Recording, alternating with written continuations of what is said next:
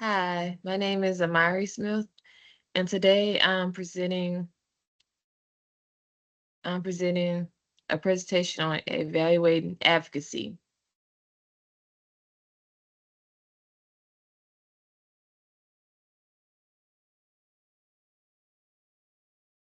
Did you know that between 27 and 44% of veterans say that transition from service to civilian life is challenging? Did you know that PTSD, depression, anxiety, substance abuse disorders are common mental health issues that veterans face? Did you know that 22 veterans commit suicide daily, with one occurring every 80 minutes? Did you know that 40.7% feels like a guest in their own homes?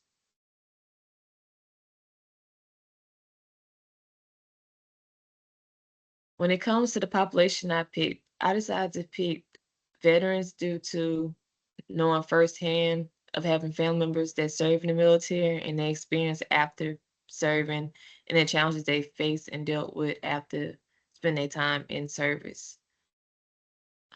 Veterans are individuals who serve in the active military, naval, or air force and were discharged or released under conditions other than dishonorable. Veterans are a diverse group of individuals who have dedicated a portion of their lives to serving and protecting our country. Military culture is rooted in the experiences veterans have both during and after service. It reflects important values such as honor, courage, duty, teamwork, perseverance, and holding oneself to a high standard. These values also emphasize being part of something greater than oneself and keeping a powerful sense of commitment and responsibility. When it comes to the obstacles that veterans face, they face a lot of obstacles when in the military and after they finish serving in the military. One of the common obstacles they face is mental and physical health challenges. A lot of times while they're in service or after service, someone might have experienced memories or that of times when they was in the service, like PTSD, traumatic events that they experienced that they might take home with them when they return back to civilian life. Homelessness is another major obstacle that veterans face. Difficult finding employment. A lot of times, some veterans who leave, once they leave out the military, they have a hard time finding a job due to some of the skills that they have while they're in service is not transferable skills. Another obstacle that they face is transportation barriers that limit access to services. Some of the veterans might have to get appointments from the VA, and some of the VA offices or certain places they have to go is not in distance to where they are. Some of this is like far distance to where they versus what they're located to. So that's another common barrier that veterans face. And one other barrier I like to mention is like the increased risk of suicide and mental health struggles. A lot of veterans deal with a lot of suicide and mental health struggles. And some veterans are afraid, not afraid, but probably the stigma around it allow them to feel like they don't want to people to see them different light, or they don't want to be judged by others. So it's a lot that when it comes to like suicide and mental health struggles when it comes to veterans. When it comes to the resilient factors, the first factor I would mention is like being able to admit when they need help without feeling ashamed. Another one I like to talk about is having like a dedicated support from family, friends, and mentors. I feel that by having being surrounded by loved ones and having that support, no matter if it's a family member, if it's a mentor, if it's friends, just having that support can make a difference in the world for veterans. So a lot of times some veterans feel like they're alone. They feel like people don't understand what they're going through. They feel like people don't get or see them or get what they're struggling with or just see them to really see them. So I feel like that's why it's very important to have that support system when it comes to being with family, when it comes to dealing with challenges or struggles that they face with. It's good to have that support to know that they're loved. Another one is like access to organizations that focus on supporting groups. I feel that by attending organizations that focus solely on veterans or have programs that's for veterans, it helps. I feel like it helps like veterans feel like not alone, have that support system, let people know that they can have someone they can relate to talk to others that might experience the same things they're going to, and creating that safe haven for them, that safe space for them. Um, Peer support from other veterans who understand their experiences. That's another major thing. I feel like it's very important when it comes to their resilient factors. And then access to VA services that provides like healthcare, counseling, and other resources.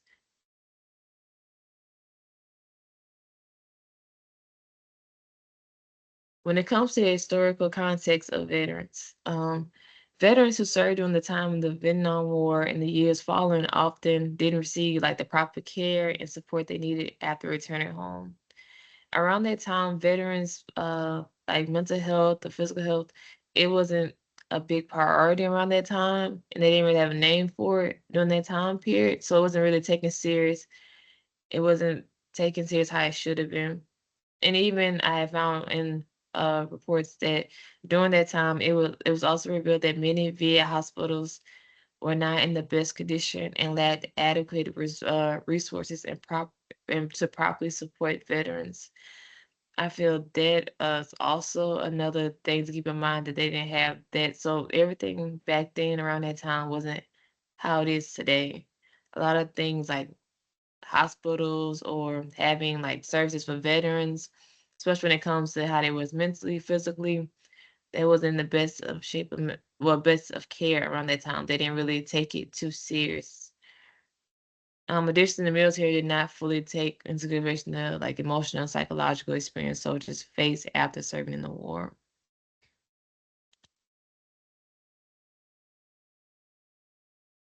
When it comes to the societal approach, today veterans can receive more support and resources through the VA, known as the very known as Department of Veterans Affairs. Veterans can now seek help for conditions such as PTSD they may have developed during their time of service.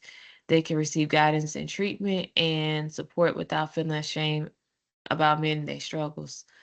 Mental health challenges and other issues that veterans face also are more widely acknowledged and discussed today, which has helped increase awareness and improve access to care and services for those who serve.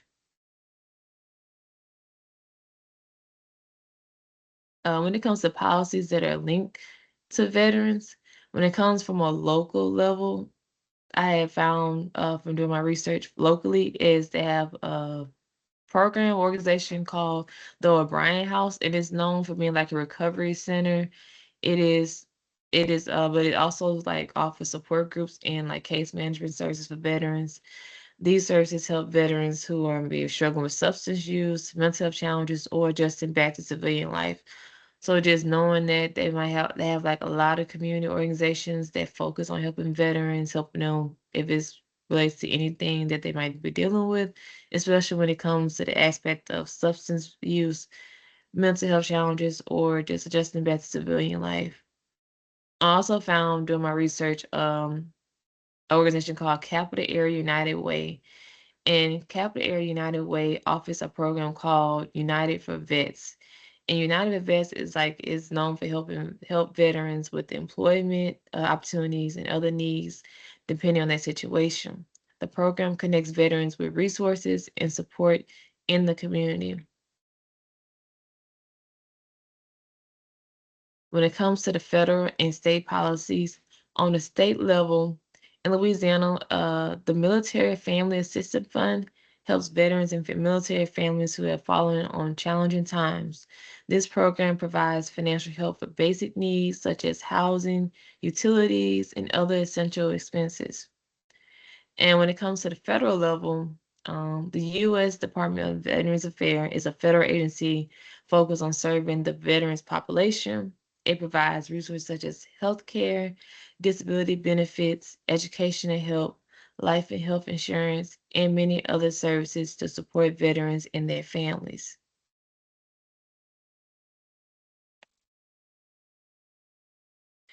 When it comes to my advocacy plan, my advocacy plan focuses on highlighting the challenges that veterans face, such as mental health issues, employment obstacles, and homelessness. These issues can make it difficult for many veterans to successfully transition back into civilian life. My goal is to help increase resources available for veterans in the community, improve social networking and peer support, and create more opportunities that focus on mental health and building strong connections. To better understand the needs of veterans, I conducted a survey to gather information about where resources and support services are most needed in the community.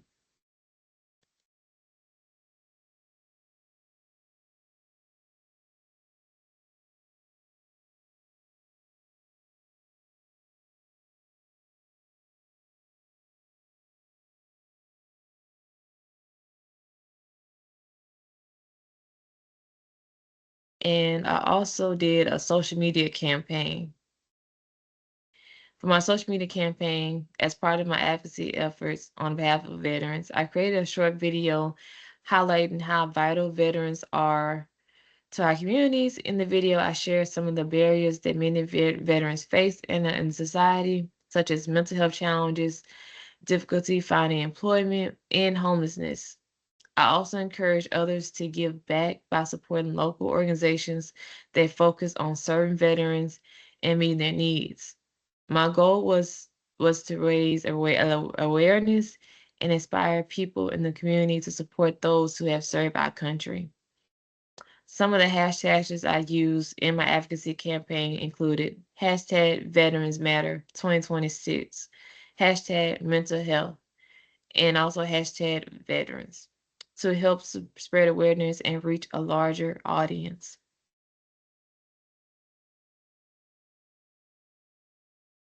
When it comes to my survey questions and administrative plan, the purpose of creating the survey was to be able to get insight and show what is needed in the community as it pertains to veterans. Some of the examples I used when it came there was some of the examples of survey questions included were which types of services do you believe are most needed to support veterans in your community? What types of challenges have you experienced or saw as a veteran living in the community? Since returning to civilian life, have you experienced feelings of isolation or lack of understanding from those who are close to you?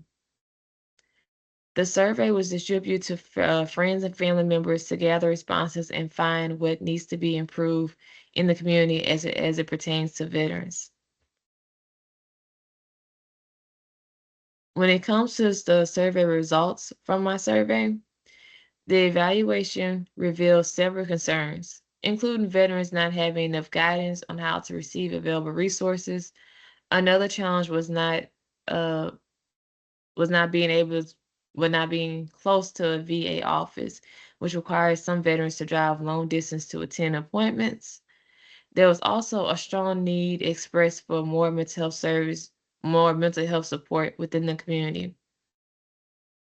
And another response that was listed in the survey from other respondents was it is also important to make sure that veterans feel seen and heard within the community. These results suggest that increased awareness and working to improve the obstacles veterans face in the community could help prove better support for veterans.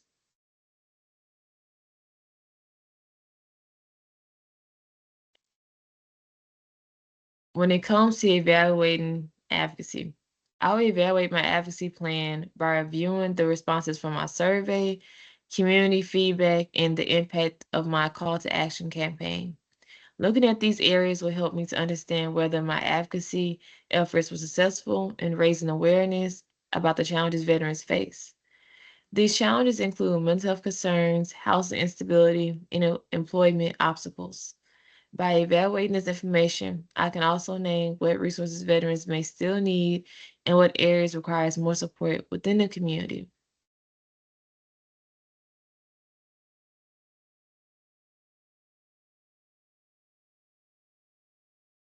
When it comes to lesson learned from doing this project, Advocating on behalf of others and fighting for those who do not have a voice is especially important.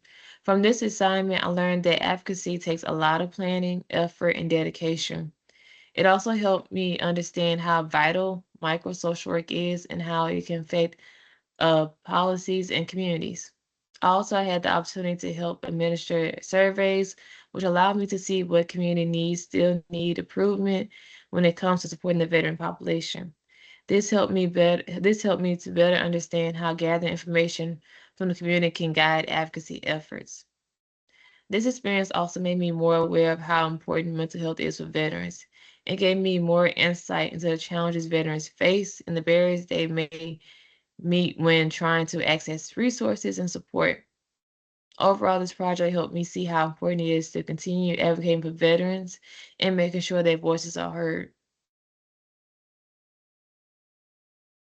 When it comes to the barriers that I experienced while doing this project, one barrier I experienced was collecting enough responses and making sure that participants clearly understood the purpose of the survey. I wanted to ensure that people had a clear understanding of why the survey was being conducted and how it related to supporting veterans in the community. Another barrier was trying to focus on one specific challenge instead of multiple issues that veterans face. Veterans experience many challenges such as mental health struggles, homelessness, and employment barriers. So it's difficult to narrow the focus to just one area. I also realized that advocacy takes a lot of time, planning, and effort. It requires careful organization and commitment to effectively carry out a plan and work toward it, achieving the intended goals.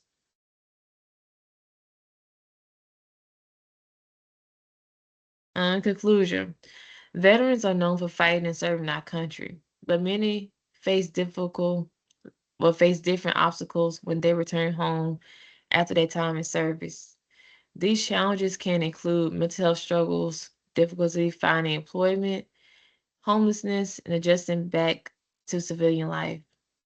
Advocacy is important because it helps bring awareness to the issues that veterans face through advocacy efforts. We can we can work toward increasing access to resources that veterans need and provide the support necessary to help them experience growth and stability in their lives. And then my last two slides is my references that I use while I finish creating this project. And my name is Amyri Smith, and thank you for listening.